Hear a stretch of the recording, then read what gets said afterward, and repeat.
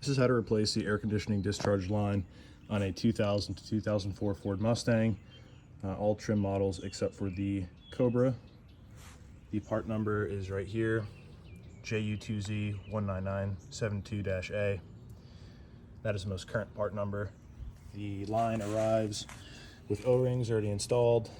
They will have protective covers over the fittings, protective cover on this, here.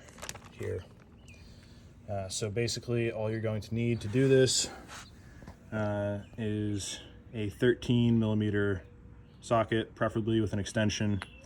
You're going to need a 5/8 inch quick disconnect tool, a 14mm wrench, and a little bit of PAG 46.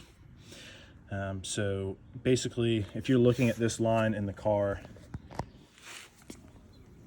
this little clip is going to be somewhere in this vicinity, and you're going to have to twist your hands down there, but it's a lot easier for me to show out of the car. There are these two tabs, one here and one here. You just press down on them and pry this open. You can see how it just acts as an arm. So you just pry them back and pull that off the line. Then you're going to be taking your 13mm socket. You're going to head into the engine bay here.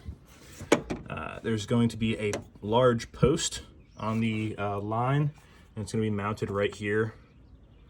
And then the actual line itself connects right there. You can see where all the UV dye is.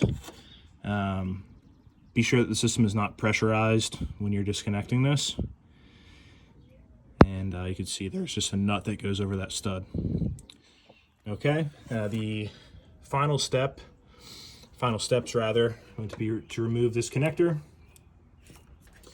And down here you can see I already have the quick disconnect tool on the line. I'm going to drop the camera down. All right, so I sprayed a little bit of lubricant right here while the line was still in the car, and all you do again to remove this is press this into the line and pull the line out. I apologize for spinning the camera. So let's come back over here. That little wire you just disconnected, that connector, this sits right here. And basically that quick disconnect tool, all it does is press in that spring that's inside of here, and that's what allows the connection to be broken. To reinstall it, it's just a reverse, and make sure you put a little bit of PAG 46 on the O-rings.